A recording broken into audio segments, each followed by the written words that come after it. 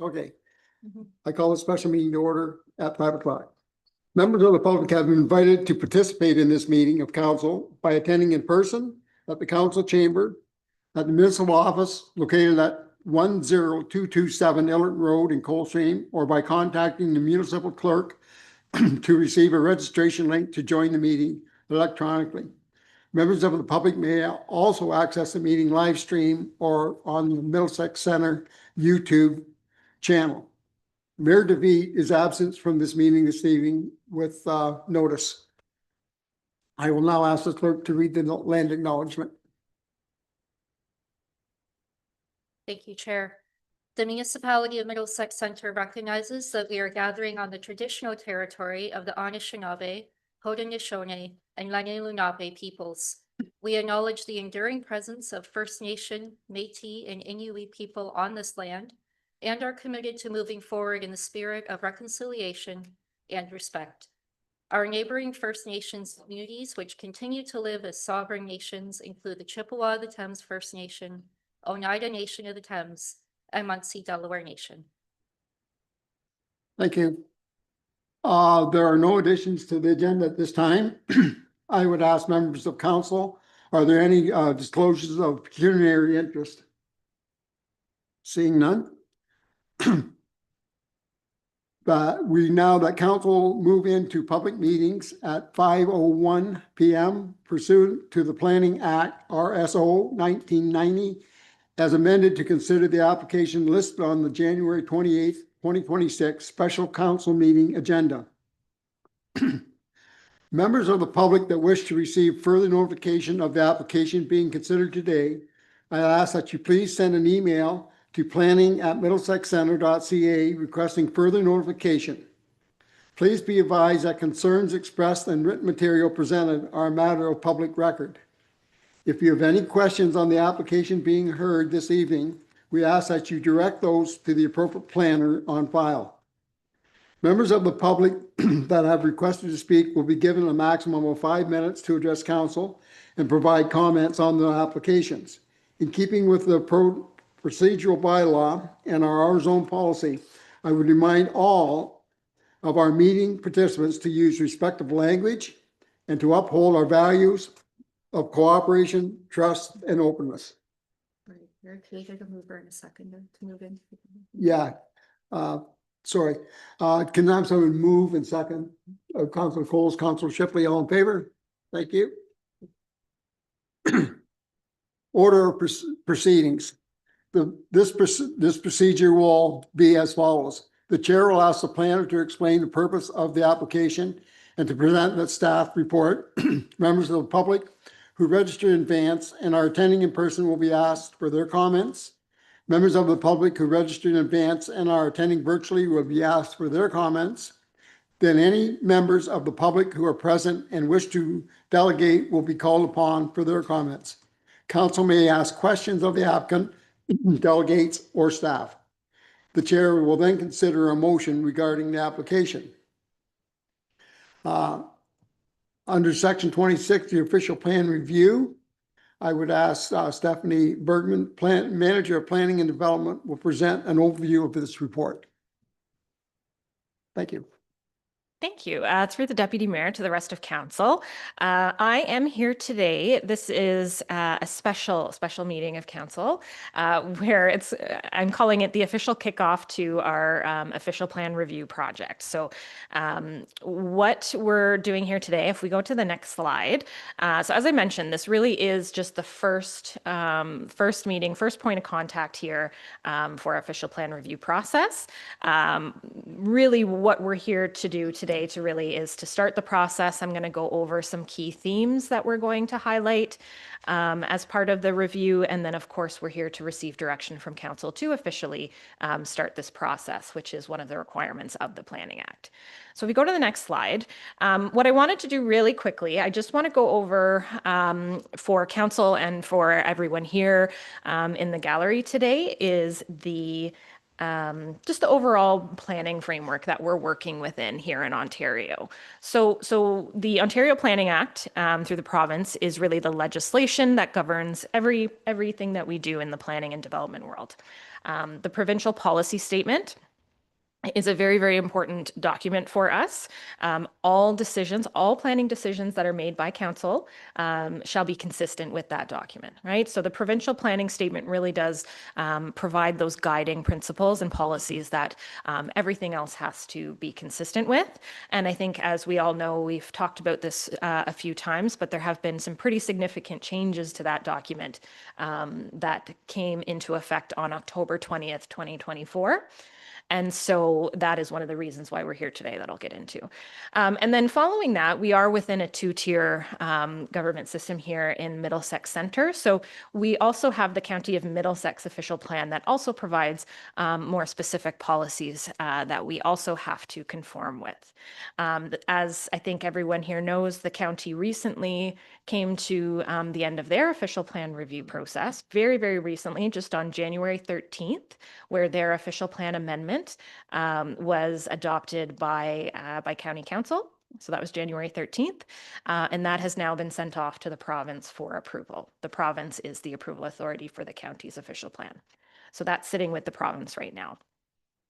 And then comes our official plan, and we must conform with the county official plan and all of the other things that are above it. And then if we go into the more specific land use planning kind of mechanisms that we have, our zoning bylaw really is what governs kind of where buildings and structures can be placed on a site. And then we get into even more detail with our site plan control and building permit systems. So that's just an overall framework here. So if we go to the next slide, some of you may recall we have been here fairly recently talking about an official plan review. We know that so generally, an official plan review is conducted about every 5 years. Unless you prepare a brand new official plan, then you're required to do a review every 10 years.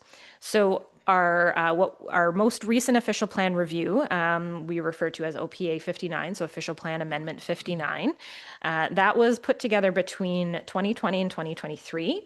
And I will note that that does still remain under appeal at the Ontario Land Tribunal, and those proceedings are continuing. But nonetheless, the municipality is still required to update our official plan to be consistent with the new PPS and also conform with the county official plan.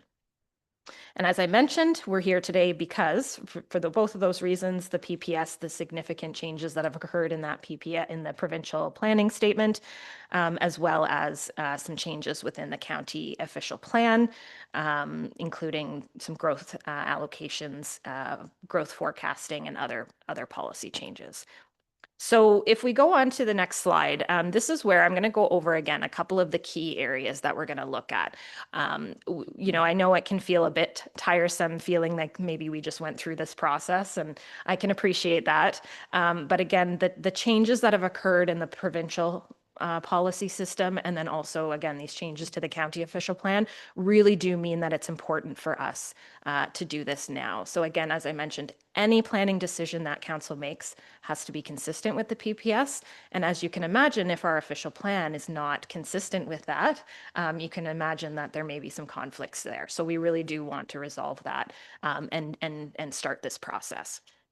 So growth management, so really how we plan for growth is probably going to be one of the biggest topics that we're going to talk about throughout this process.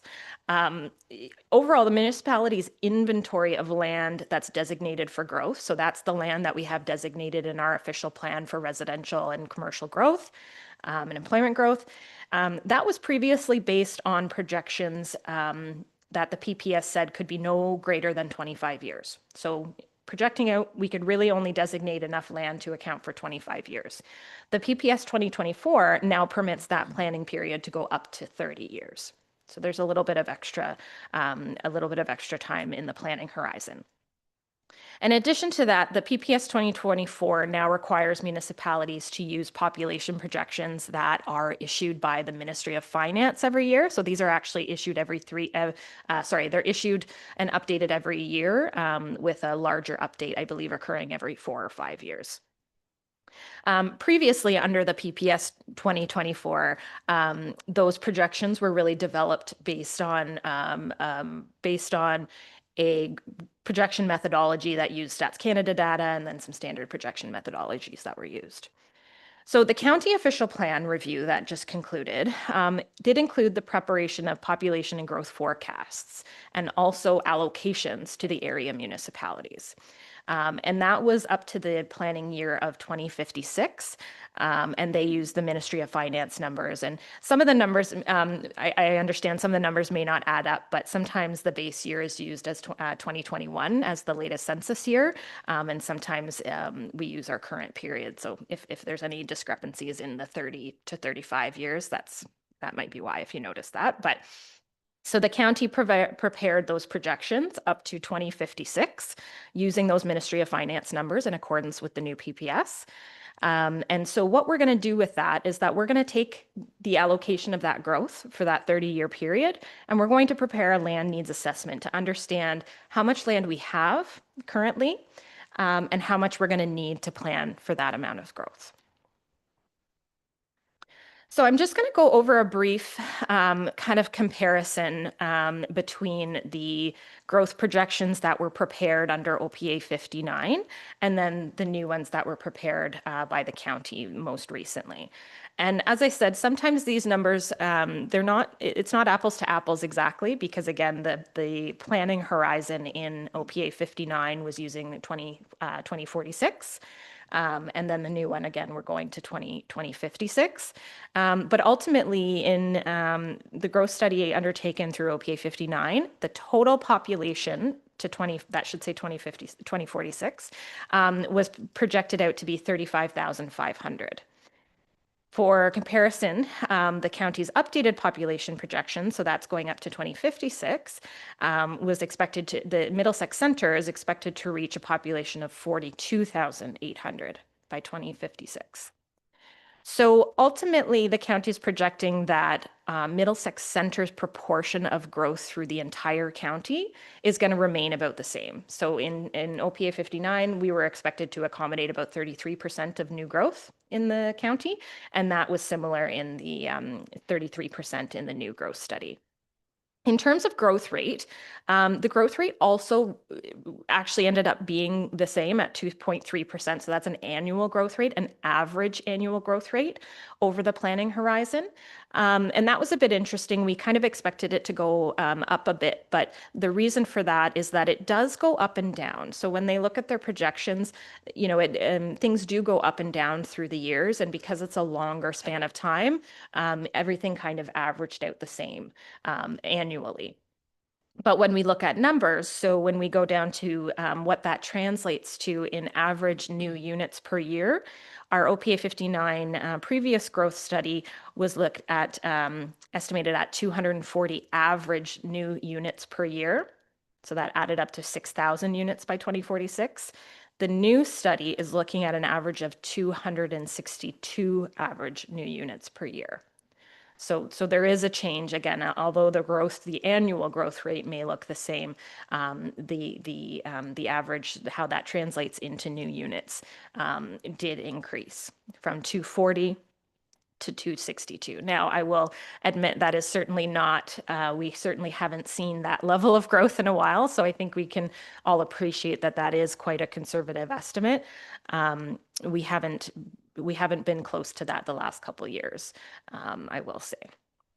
But ultimately, just based on, again, the planning framework provided by the province in telling us how we need to plan for this growth and how much growth we need to plan for, it does appear with the increase in the different forecasts, it will appear that we will look to plan, we'll need to look to plan and designate for some additional growth throughout the municipality.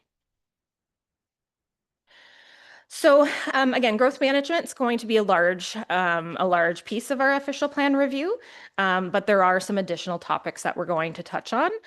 So agricultural policies, the new PPS also requires the use of an agricultural systems approach for the protection of agriculture. And this is a theme borrowed by the growth plan, the former growth plan for the Greater Golden Horseshoe. It's just a way of looking at not just land, not just prime agricultural land, but really the system that helps support agricultural businesses. So looking at those businesses that support agriculture, looking at it as more of a systems approach versus just land bases. Then in employment areas as well.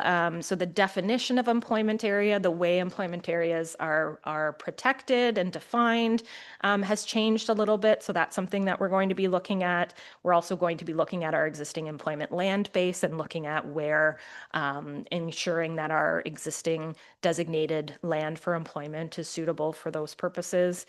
We're going to look at housing intensification and, of course, additional residential units. We've kind of gotten ahead of that with our zoning right now, but the county official plan did include some more specific policies around additional residential units that we will be ensuring is reflected appropriately in our policies. We're also going to be talking about that at 5:30 as well. And then the next one here is listed here is the framework for considering private applications for settlement area boundary expansion. So I think we've talked about that in the past as well, that is now something that is permitted through the PPS 2024, whereas it hasn't been in the past. Settlement area boundary expansion requests were typically only considered at this time, at the time that the municipalities were undertaking that review. So that is something new for us. And so the county official plan contains some policies for complete applications. So for things that we will be required to ask applicants for when they come in for those types of applications.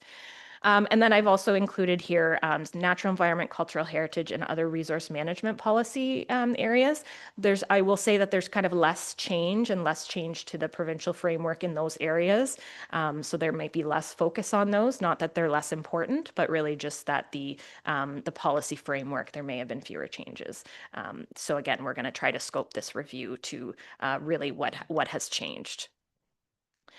So that's really the extent of the presentation. Again, I've mentioned this before. This really is the kickoff to our study. There's going to be lots more opportunities. We're going to put some more information online on our website for how the process is going to roll out and when we're going to be starting some more targeted stakeholder engagement sessions, and then also other open houses and public meetings as well. So again, I just want to emphasize that we're very, very early days here. We do have a website set up for the project as well, and that will continue to be updated as we go.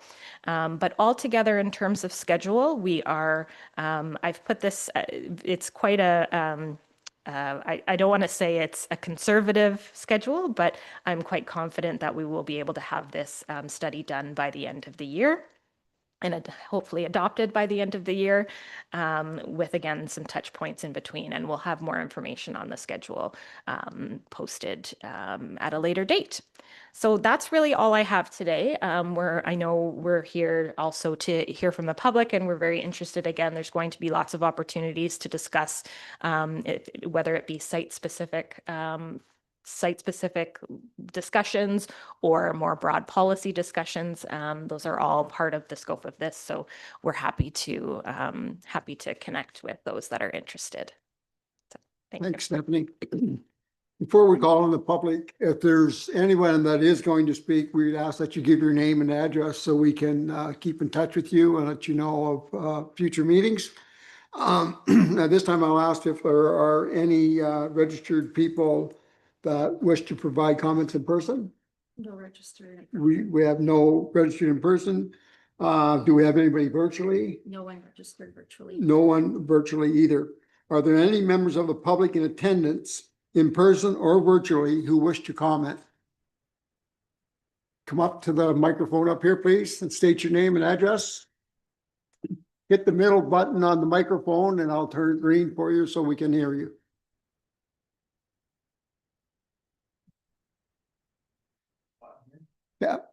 Yeah, okay. And you will have 5 minutes. Okay. Yeah, my name's Eric Thompson from 10371 Oxbow Drive in Kamoka. I guess my question was, how are you guys going to latch on to this new study when you haven't even conducted the last one? I know it's under appeal and kind of out of your hands, but how do you proceed with that when the last one from 5 years ago isn't even concluded? Stephanie? Yeah, I can speak to that. So we, like I said, we can't wait for the appeal to be resolved. I mean, again, as I mentioned, the PPS that we are required to be consistent with has different requirements, right? We're required to update. So we want to have this public process that we're doing right now to undertake that process to update our official plan, and the appeal will continue on through the legal process through the OLT. Okay. Has there been any sort of time frame that they've given you guys as to when they're going to conclude their appeal period, or is that just indefinite? Go ahead, Stephanie. I hate saying that it's indefinite, but the answer is no, they haven't provided us with a timeline. Yeah, that's all I got. Thank you. Is there anyone else?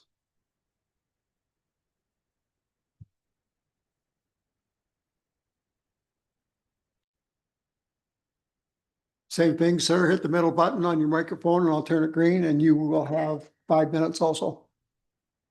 Murray, 23164 Coldstream Road, near Kamoka. Not sure if I've understood it properly, and I've read as best I could the documents. I've been trying to get an extension on my home now, a kind of granny flat, for 3 years, and we can't get it to work to fit into the plans that are available, the situation that's available. Did I understand it's going to be 2027 potentially before I'm going to be able to do this? Because I'm will this be passed tonight and I'll be able to get an architect to draw plans? Because, well, if I can. Stephanie, The detail I'm referring to, is agricultural property. And So I'm actually pleased to say that actually at our meeting at 5:30, we're going to be looking at the zoning bylaw in order to permit those. And so permit those in the agricultural area. So I'm happy to connect with you directly on the details, but I can assure you it won't be 2027. I'm hoping it'll be a matter of weeks and not months. Thank you. So definitely we can connect. okay, and I won't take my 5 minutes, but could I just say thank you to you all? I've never been here before. I've lived in the area for 20 odd years since I came from Scotland, and I know that serving the public is not, I'm a pastor. I know it's not the easiest thing to do. Thank you very much for what you all do. Appreciate you all. Don't know any of you, but I appreciate what you do. Thank you. Thank you. Anyone else? Come ahead. Same thing, just hit the center button on the microphone and state your name and address, please. Hi, Heather Bernaski, 25386 Coldstream Road.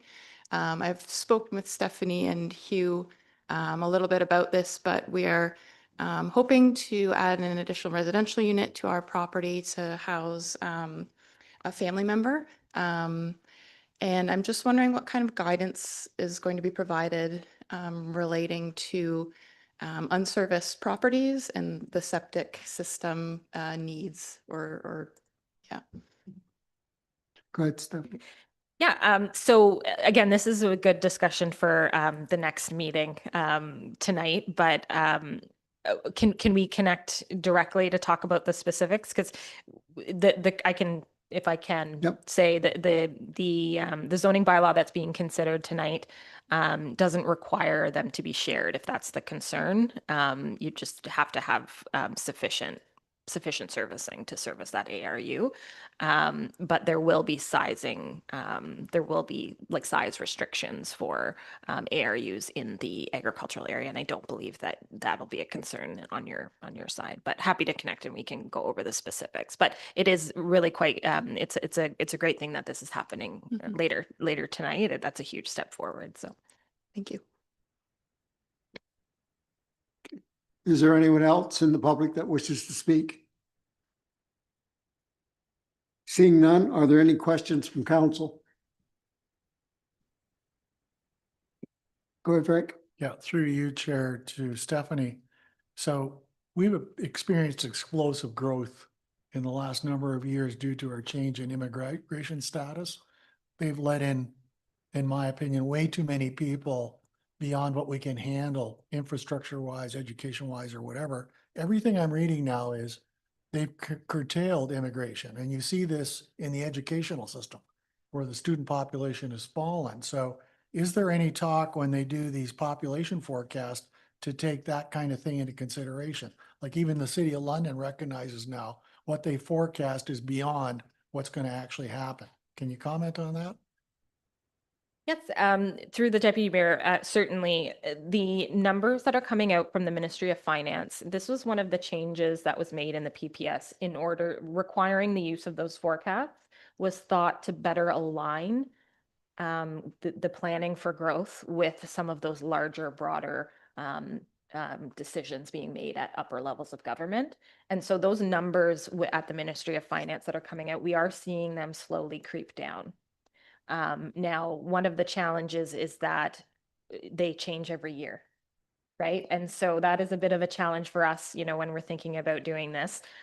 So we do, we are currently using the numbers from 2025, I believe, and we'll determine what numbers we use moving forward. And we'd prefer to use the most up-to-date ones. But you're right, we have seen them slowly start creeping down. Thank you very much. Any further? Councilor Shipley. Thank you, Deputy Mayor. Stephanie, just in regards to add on to what Eric was saying there, how does this work with OPA 59 that some of these are under appeal? So if they're under appeal, can they come back at the same time and say, we want to develop this area as far as a developer goes? Or is it a, I don't know, conflict if they do that? Do they have to drop the appeal? Through the Deputy Mayor, to Councillor Shipley, I think I might get into a little bit of legal territory there. So I think the only answer I will say is that they're both going to continue on those paths. I can appreciate it may not seem right, but unfortunately, once an application is appealed, it's really outside of our hands. It's outside of council's hands, outside of council's jurisdiction. And so, we can just do what we can do in terms of, again, like I said, trying to get our policies up to speed with the PPS as we're required to do. Any further questions? Seeing none. Recommendation that report PLA 05/2026 reads section 26 of the official plan review be received, and further that in accordance with section 26 of the Planning Act, staff be directed to proceed with the official plan review. Can I have someone moved by Councillor Coles, seconded by Councillor Cates? All in favor? So moved. It's recommended that the public meeting adjourn at 5:27 p.m. Moved by Councilor Shipley, seconded by Councilor Arts. All in favor?